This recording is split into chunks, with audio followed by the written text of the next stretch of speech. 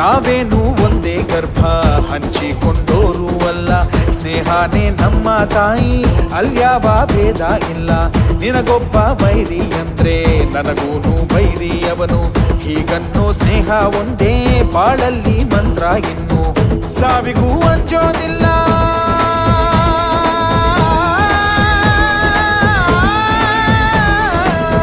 ಸ್ನೇಹಕ್ಕೆ ಒಂದೇ ಕುಲ.